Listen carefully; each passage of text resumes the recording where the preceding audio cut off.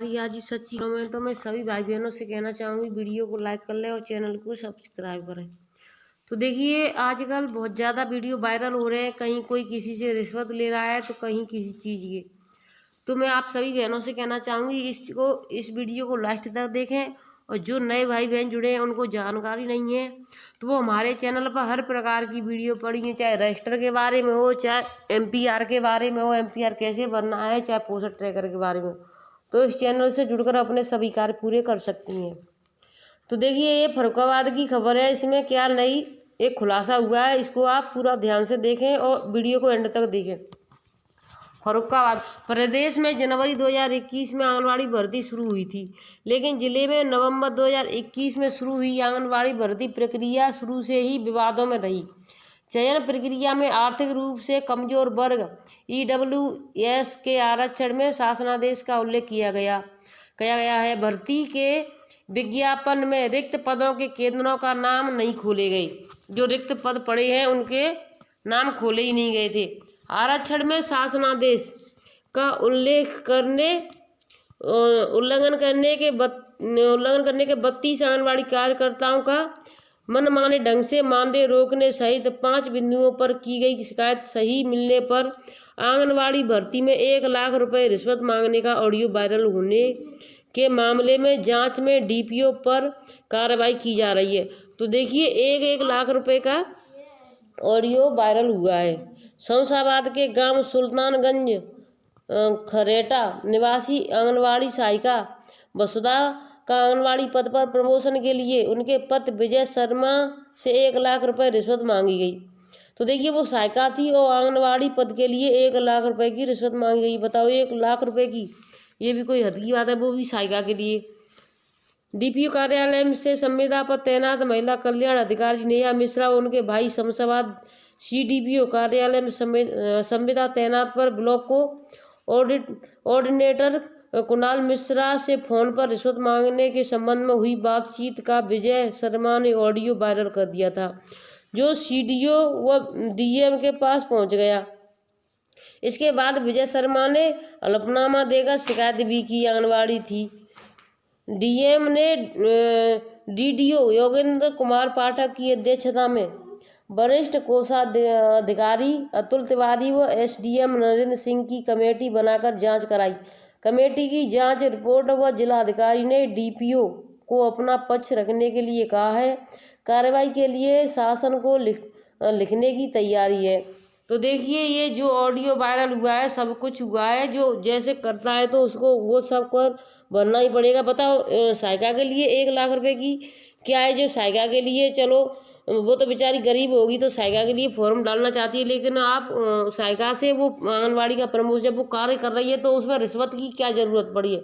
अगर कोई आंगनबाड़ी 10 साल से अपना कार्य कर रही है, योगदान दे रही है 20 साल से, अब उससे आप रिश्वत लो सुपरवाइजर के लिए, तो इसमें नाइंसाफी, इसका रिश्वत लेने का कोई चांस ही नहीं है। जो रिश्वत ले तो ले कहाँ से, आंगनबाड़ियों के पास इतना मानदेय मिलता नहीं है, 5,500 मिलता है, तो सहायिका को 2,500 मिलता है। तो बताओ अब उससे भी आप रिश्वत ले रहे हैं, तो ये बहुत ही गलत बात है। इस चीज़ का विरोध होना चाहिए अच्छी तरीके से।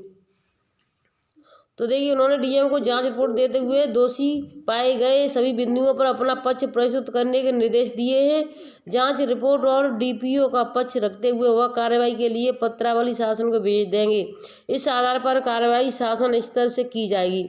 प्रोबेशन विभाग में संविदा पर तैनात महिला कल्याण अधिकारी नेहा मिश्रा को DPO ने विजय रुचि दिखाकर अपने कार्यालय से संबंध कराया और आंगनबाड़ी पदों पर भर्ती की जिम्मेदारी सौंपी थी, जबकि अपने विभाग में तैनात 6 लिपिकों पर DPO ने भरोसा नहीं जताया। इससे नियमित कर्मचारी की उपेक्षा करने में भी DPO को जिम्मेदारी माना गया है। महिला कल्याण अधिकारी व उसके भाई ब्लॉक को ऑर्डिनेटर की रिश्वत मांगने का ऑडियो वायरल होने के बाद भी DPO ने उनके खिलाफ कोई कार्रवाई नहीं की। इससे आंगनबाड़ी भर्ती के नाम पर रिश्वत मांगने के मामले में महिला कल्याण अधिकारी नेहा मिश्रा, उसके भाई कुणाल मिश्रा व DPO भारत प्रसाद की संलिप्तता पाई गई है। जांच कमेटी ने तीनों के खिलाफ कार्रवाई की संतुष्टि की है। आंगनबाड़ी भर्ती में देरी से एक आंगनबाड़ी संभाल रही कई केंद्रों का चार्ज। तो देखिए आंगनबाड़ी में जो भर्तियाँ अभी हो नहीं रही, इसका पता भी नहीं होगी भी या नहीं, और जो रिटायर हो चुकी हैं बहनें उनकी एक चार्ज दूसरी आंगनवाड़ी बहनों को थमा दिया गया है, चाहे वो किसी भी तरीके से करें। देखिए सरकार की ये मंशा है कि जब भर्ती नहीं हो रही है तो उस केंद्र का चार्ज भी किसी को नहीं देना चाहिए, क्योंकि सरकार खुद किसी से करवाए पैसे दे करके, ना कि आंगनवाड़ी एक केंद्र का चार्ज संभाले उतने ही में दोनों का संभालना पड़ता है उसको। मानदेय उतना ही मिलता है, मानदेय बिल्कुल भी नहीं बढ़ाएगी सरकार। कौशाम्बी जनपद में सराथू ब्लॉक में 320 केंद्रों में 142 आंगनवाड़ी कार्यकर्तियों की तैनाती न होने के कारण समस्या खड़ी हो रही है। आंगनवाड़ी वर्कर न होने से पंजीकृत 7025 बच्चों को लाभ नहीं मिल पा रहा है। इससे लोगों में काफ़ी नाराजगी है। इन आंगनवाड़ी केंद्रों पर कुपोषित बच्चों व गर्भवती धात्री महिलाओं को पोषण दिया जाता है ताकि वह स्वस्थ रहें, साथ ही कुपोषण से भी दूर रहे। सराथू ब्लॉक में कुल 320 आंगनवाड़ी केंद्र के साथ साथ 96 मिनी आंगनवाड़ी केंद्र हैं। 320 आंगनवाड़ी के सापेक्ष कुल 178 केंद्रों में ही आंगनवाड़ी कार्यकर्तियों की तैनाती है, जबकि 142 केंद्रों में आंगनवाड़ी कार्यकर्ती पद रिक्त हैं। बाल विकास ने पिछले वर्ष आंगनवाड़ी भर्ती के लिए नोटिफिकेशन जारी किया था, लेकिन 1 वर्ष से ज़्यादा समय होने के बाद भी भर्ती प्रक्रिया पूरी नहीं हो सकी। शासन की तरफ से आंगनवाड़ी पदों पर भर्ती में रुचि नहीं लेने के कारण समस्याएं खड़ी हो रही हैं। बहुत से आंगनवाड़ी केंद्रों पर दूसरे आंगनवाड़ी केंद्रों की कार्यकर्तियों को चार्ज दिया गया है। 2 से 3 आंगनवाड़ी केंद्रों का चार्ज एक आंगनवाड़ी को दिया जा रहा है। अब बताइए, इतनी मेहनत होती है एक चार्ज संभालने में, आंगनवाड़ी इतनी परेशान है, जबकि वो 3 चार्ज कैसे संभालेगी। तो देखिए चार्ज संभालने में को तो कोई नहीं, लेकिन वो एक ही समय में एक ही केंद्र की देखभाल कर पाएगी, 3 केंद्र तो नहीं देख पाएगी, और ना ही तीनों केंद्र का गृह भ्रमण कर पाएगी। अपना जो भी है वो उसी हिसाब से रजिस्टर मेंटेन करती रहेगी, राशन बांटती रहेगी। लेकिन सरकार को इन चीज़ों से कोई ध्यान नहीं दे रही है कि अपना कार्य समय से पूरा करें और इस भर्ती को करवाएं। आंगनवाड़ी केंद्रों की कार्यकर्तियों को चार्ज दिया गया 2 से 3 आंगनवाड़ी केंद्रों का चार्ज एक आंगनवाड़ी को दिया जा रहा है। जिले में 96 मिनी आंगनवाड़ी केंद्रों में भी केवल 85 आंगनवाड़ी की तैनाती है। आंगनवाड़ी कार्यकर्तियों की तैनाती न होने से बाल विकास पुरस्कार योजना का 100% लाभ लोगों को नहीं मिल पा रहा है। एक ही आंगनवाड़ी पर कई केंद्रों का चार्ज होने के कारण स्वयं का केंद्र के संचालन में भी समस्या आ रही है। अब देखिए दूसरी जगह पर राशन बांटने जाएगी, बच्चों को बच्चे कौन गर्भवती कौन धात्री घटी बड़ी, तो उस सबको जाएगी तो अपने केंद्र का थोड़ा बहुत डिस्टर्बेंस हो जाता है। वो एक इंसान एक समय में 3 केंद्रों को कैसे संभाल सकता है, ये तो बड़ी समस्या है। और समझने वालों के लिए ये समझ सकते हैं कि एक इंसान 3 जगह पर एक समय में उपस्थित नहीं हो सकता है। सराथू ब्लॉक क्षेत्र में 31 ऐसे आंगनवाड़ी केंद्र हैं जो किराए के भवन पर चल रहे हैं। अभी तक इन केंद्रों का निजी भवन नहीं बन सका है। इस संबंध में कार्यवाही लंबे समय से चल रही है, लेकिन कार्यवाही कागजों तक ही सीमित है। कई केंद्रों का निर्माण कई कार्य चल भी रहा है, लेकिन काम में तेजी नहीं आ रही है। तो देखिए काम में तेजी कैसे आएगी, मैं आपको बताना चाहूँगी। जो 2017 में सुपरवाइजर के लिए फॉर्म डाले गए थे वो 2022 आ गई। 2022 के भी 4 महीने निकल चुके, अभी भी 5 साल पूरे हो गए, 6वीं साल लग गई, लेकिन उसका भी कोई अता पता नहीं है।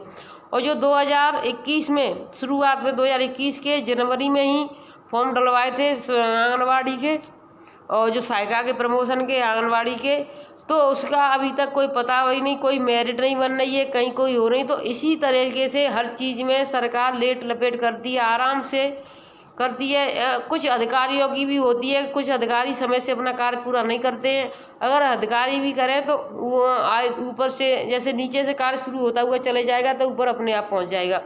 लेकिन जब तक ऊपर से कोई आदेश अच्छे तरीके से नहीं आता है तब तक अधिकारी अपना कार्य नहीं करते हैं, समय से अपनी जिम्मेदारी नहीं निभाते हैं। अगर हर इंसान अपनी जिम्मेदारी समय से निभाए तो हर कार्य समय पर पूरा हो जाएगा। तो देखिए इसमें सरकार की लापरवाही ज़्यादा दिखाई देती है, क्योंकि अगर सरकार कहे तो अधिकारियों की कुछ ज़्यादा वो नहीं है कि जल्दी कार्य न करें, वो अपना समय से तुरंत कार्य करते हैं।